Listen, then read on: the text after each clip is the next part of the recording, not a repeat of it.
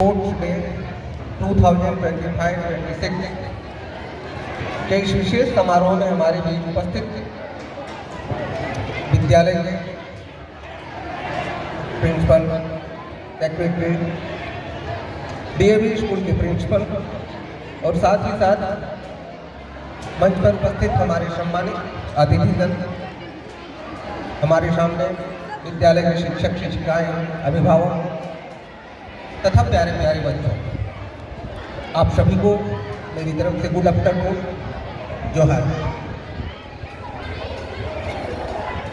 Annual day किसी भी विद्यालय के लिए काफ़ी महत्वपूर्ण दिन होता है, जहां हम पूरे वर्ष अपने विद्यालय में जो हमने गतिविधियां की, जो हमारी उपलब्धि है, उस उपलब्धि के अंतिम सिरे में कौन प्रतिभागी जीतते हैं, कौन टॉपर हैं, कौन पीछे रह गए, उन्हें क्या कहना है, ये सारी चीज़ का असेसमेंट दिया जाता है। और बाकायदा जो सबसे अच्छे आते हैं उनको हम इस मंच के माध्यम से सम्मानित भी करते हैं। बच्चों के लिए स्पेसिफिक और साथ ही साथ जितने भी हमारे अतिथिगण हैं उनके लिए भी मैं बोलूँ कि शिक्षा का केंद्र ये जो विद्यालय होता है वो निश्चित तौर पर हमारे समाज, हमारे जिले, हमारे राज्य और हमारे देश के लिए एक बहुत ही महत्वपूर्ण संस्थान है।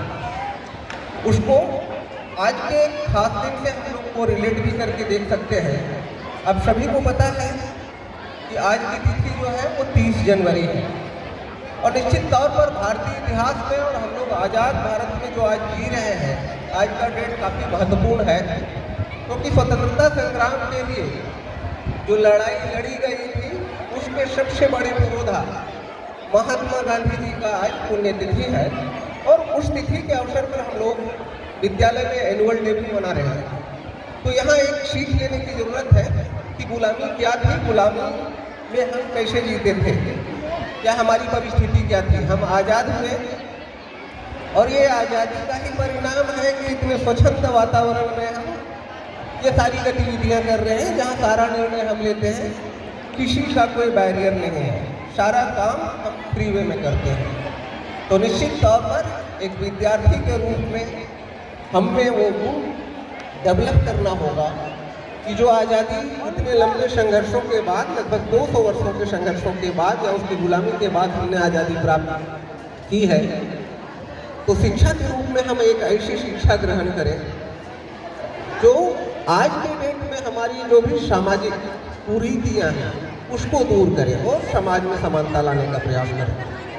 खासकर क्योंकि एनुअल स्पोर्ट डे है और आज के डेट में शैक्षिक गतिविधि और खेल कूद की गतिविधि ये दोनों एक दूसरे के पूरक हो गए हैं, ये दोनों से अलग अलग नहीं है।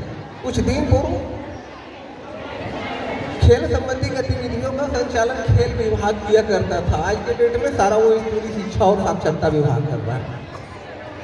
एक विद्यार्थी के रूप में हम ये कहना चाहते हैं आप सभी को कि खेल कूद उतना ही महत्वपूर्ण है जितना महत्वपूर्ण हमारा पढ़ाई है।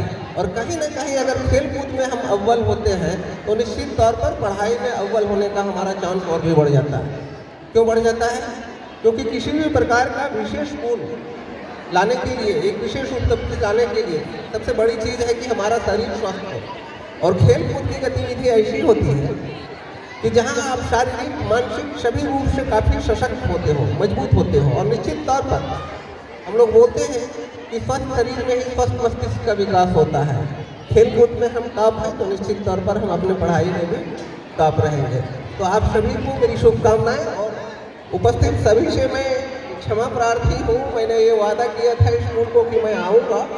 एक्चुअली आज सुबह से ही एक महालेखाकार कार्यालय रांची की पेंशन अदालत लग गई थी, तो बट वहाँ भी अब हमारा कार्यक्रम ऑन गोइंग था और मैंने वहाँ से अनुमति लेके सोचे कि अधिकतम आपका प्रोग्राम 2 बजे के आसपास ओवर हो जाएगा, तो इसी बीच आने का प्रयास किया। बहुत ही अच्छा लगता है विद्यालय में बच्चों से मिलकर और उसके उत्साहवर्धन के लिए।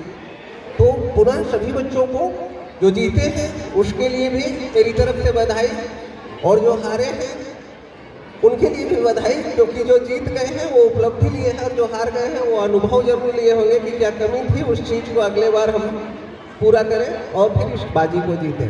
तो पुनः पूरे विद्यालय प्रबंधन के साथ साथ सभी बच्चों को मेरी तरफ से शुभकामनाएं, और मैं आभार व्यक्त करता हूं कि आपने मुझे यहाँ आने का मौका दिया और हम आप लोगों के बीच कुछ बातें रखें। Thank you.